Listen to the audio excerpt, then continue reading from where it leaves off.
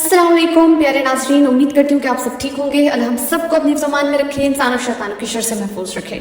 आज के वीडियो के टाइटल से आपको मालूम तो हो ही गया होगा कि ये वीडियो किस बारे में है, और मुझे पूरा यकीन है कि आप में से बहुत से लोगों को इस खास सूरत के बारे में ऑलरेडी बहुत कुछ मालूम होगा, लेकिन मैं आज आपके इल्म में मजीद इजाफा करने आई हूँ। क्योंकि कहते हैं ना कि हर इंसान सब कुछ नहीं जानता, लेकिन हर इंसान कुछ ना कुछ जरूर जानता है। तो मुझे ये भी बहुत अच्छा लगता है कि आप लोग जो है अक्सर कमेंट्स में अपनी राय भी देते हैं, अपना पॉइंट ऑफ व्यू भी देते हैं, और अगर आपके पास कोई नॉलेज है, इस्लामिक नॉलेज है, तो आप शेयर भी करते हैं। इस तरह दूसरों का भी भला हो रहा है, दूसरों को भी आपका इल्म पहुंचता है, और मुझे भी कई नई बातें पता चलती हैं, और मुझे बहुत अच्छा लगता है। तो आप डेफिनेटली कमेंट्स के अंदर मजीद मेरे इल्म में भी इजाफा किया करें, और जो बाकी व्यूवर्स हैं उनके इल्म में भी इजाफा किया करें। अच्छा, बात आज हम करने लगे हैं सूरह इखलास के बारे में। बहुत खूबसूरत और बड़ी कमाल की सूरत है, और पूरी की पूरी सूरत अगर आपने उसको तर्जुमे के साथ पढ़ा हुआ है तो आपको ये मालूम होगा कि उसमें अल्लाह ताला की पूरी वहदनियत के बारे में बात की गई है, पूरी अल्लाह ताला की जो है ना वो सिर्फ सिफात के बारे में बात की गई है।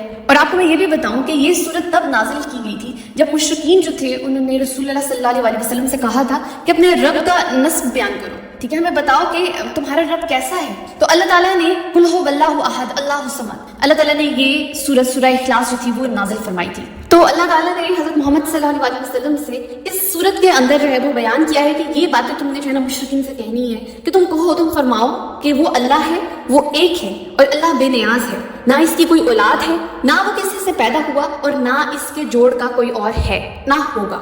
और इस सूरत की इतनी फजीलत है कि इसे अगर आप पढ़ते हैं तो अगर आप अल्लाह ताला से रिस्क में फरावानी मांग रहे हैं, आप दौलत जो है उसमें बरकत और उसमें फरावानी मांग रहे हैं, आप रहमत मांग रहे हैं अल्लाह ताला की, आप कारोबार जो उसमें वसत मांग रहे हैं, आप अल्लाह से खुशियां मांग रहे हैं, तो वो आपको जरूर दे देगा। फिर जादू से निजात के लिए, जन्नात से निजात के लिए ये जो सूरत है ये बहुत ही खूबसूरत सूरत है, बहुत ही कमाल की इसकी फजीलत है। और सूरह इखलास का खास तौर पर विरद करने वाले जो हैं अल्लाह ताला उन पर बहुत रहमत और बरकत नाजिल करता है। और आपको पता है वो इंसान जो सूरह इखलास पढ़ता है उसके आसपास के जो उसके नेबर्स होते हैं ना, ठीक है, जो हमसाए हैं, उनके ऊपर भी अल्लाह ताला की रहमत और बरकत होती है। देखिए कितनी बड़ी बात है, यानी यहाँ से हमें यह मालूम होता है कि आपके जो हमसाए होते हैं, जो आपके पड़ोसी हैं, आपके नेबर्स हैं, अगर उनमें भी कोई इंसान जो है वो अल्लाह वाला है, बहुत ही अल्लाह का इबादत गुजार बंदा है, तो उसकी बरकत जो है वो आपको भी अल्लाह ताला उसकी बरकत की वजह से कुछ ना कुछ नवाजता है।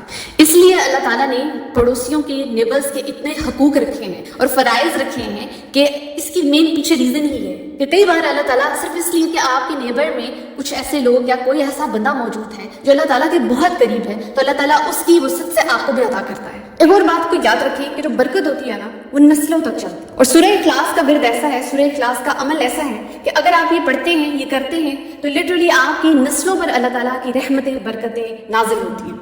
और फिर सबसे प्यारी बात, जो सूरह इखलास पढ़ता है अल्लाह ताला उसके लिए जन्नत में महल तामीर करते हैं। देखिए कितना खूबसूरत इनाम है, कितना प्यारा इनाम है, छोटी सी सूरत है, लेकिन अगर आप इसे पढ़ रहे हैं तो आपके लिए जन्नत में महल तैयार हो रहे हैं। फिर आती है बात गुनाहों की माफी। जो सूरह इखलास पढ़ेगा, इसका विरद करेगा, इसका अमल करेगा, उसके गुनाह माफ कर दिए जाएंगे, उसके 50 सालों के गुनाह माफ कर दिए जाएंगे, माशाल्लाह। और आपको क्या चाहिए? अब देखिए आपको क्या क्या मिल रहा है। आपको अल्लाह की रजा मिल रही है, आपको अल्लाह की रहमत और बरकतें मिल रही हैं, सिर्फ आप तक महदूद नहीं है, आपके अहलो अयाल पे उन पे भी नाज़िल हो रही है, ठीक है, आपकी नस्ब तक चल रही है, आपके लिए जन्नत में महल तैयार किए जा रहे हैं, आपकी वजह से आपके आसपास के जो नेबर्स हैं उनको भी फायदा हो रहा है, आपके गुनाह माफ किए जा रहे हैं। तो खुद देखें कि इस छोटी सी सूरत का कमाल कितना बड़ा है। और फिर ऐसे इंसान के लिए अल्लाह ताला रहमत और मग़फ़िरत जो है वो वाजिब कर देता है, उस पर वाजिब कर देता है। और आपको ये भी मालूम है कि हम नमाज में इसको पढ़ते हैं, तो नमाज में हम क्यों पढ़ते हैं? क्योंकि इस सूरत में अल्लाह ताला की सिफात बयान की गई है, अल्लाह ताला की वहमियत का बार बार जिक्र किया गया है। तो ये बहुत पावरफुल सूरत है, और आपने इस सूरत का अमल करना है, आपने इस सूरत को वजीफे के तौर पर इस्तेमाल करना है। अब आपका नेक्स्ट क्वेश्चन ये होगा कि हमने इसको पढ़ना कैसे है,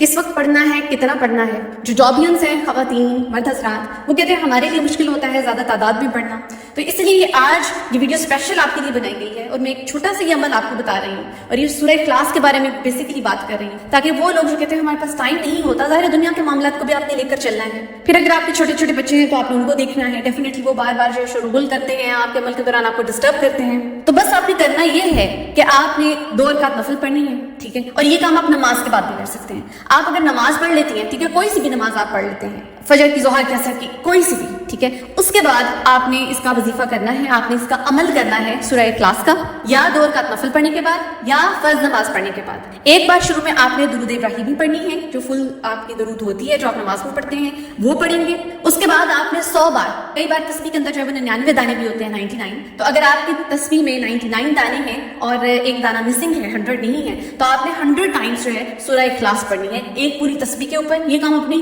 فنگر پہ بھی کر سکتے ہیں, ٹھیک ہے, انگلیوں پر بھی کر سکتے ہیں. 100 بار سورہ اخلاص پڑھیں گے, اینڈ پہ پھر سے سورہ ابراہیمی پڑھیں گے, اور اس کے بعد آپ کی کوئی بھی حاجت ہے, کوئی دعا ہے, کچھ بھی مسئلہ ہے آپ کا, وہ آپ نیت کرتے ہوئے اس کے مطابق جو وہ دعا کریں گے. اچھا, بہت سے لوگ جو ہے نا وہ یہ دعا کرتے ہیں کہ یا اللہ میرے رزق میں اضافہ فرما, ٹھیک ہے. یہاں پہ میں ایک چیز کلیئر کرنا چاہتی ہوں کہ جو رزق ہوتا ہے نا, رزق کی بہت سی اقسام ہوتی ہیں, ٹھیک ہے. اس میں صرف مال و دولت یا کھانا پینا نہیں آتا, اس لیے جہاں پر آپ فراوانی مانگتے ہیں نا چیزوں کی, وہاں پہ ان میں برکت بھی مانگا کریں. اللہ سے یہ بھی کہا کریں کہ میرے رزق میں برکت ڈال, ٹھیک ہے. رزق میں بہت کچھ آ جاتا ہے, رزق میں آپ کی خوشیاں بھی آ جاتی ہیں, رزق میں وہ برکتیں بھی آ جاتی ہیں, وہ رحمتیں بھی آ جاتی ہیں جس کی انسان کو ضرورت ہے. صرف مال و دولت, کھانا پینا ہی رزق نہیں ہوتا. وہ محبت جو آپ کو اپنے والدین, اپنے بچوں, اپنے خامن بیوی سے حاصل ہوتی ہے یا رشتہ داروں سے حاصل ہوتی ہے, وہ بھی رزق میں ہی آتی ہے. اس لیے آپ فراوانی تو مانگیں, لیکن ساتھ ساتھ برکت ضرور مانگیں, کیونکہ بہت سے لوگوں کو میں نے دیکھا ہے کہ وہ کماتے تو بہت ہیں, گھر میں بہت پیسہ آتا ہے, لیکن اس پیسے میں برکت نہیں ہوتی. اس کھانے پینے کی چیزوں میں جو ان کے گھر پہنچتا ہے, ٹھیک ہے, وہ جو راشن گھر آتا ہے, اس میں بھی برکت نہیں ہوتی, کیونکہ وہ برکت مانگتے نہیں, وہ صرف فراوانی مانگ رہے ہیں. تو برکت مانگنا بھی جو ہے نا وہ بہت ضروری ہوتی ہے. تو اپنے کامنٹس میں بتائیے گا مجھے ضرور کہ آپ کو آج کی ویڈیو کیسی لگی ہے. کوئی آپ کے پاس انفارمیشن ہے تو ضرور شیئر کیجیے گا, موسٹ ویلکم. اور مجھے اپنی دعاؤں میں یاد رکھیے گا. جزاک اللہ.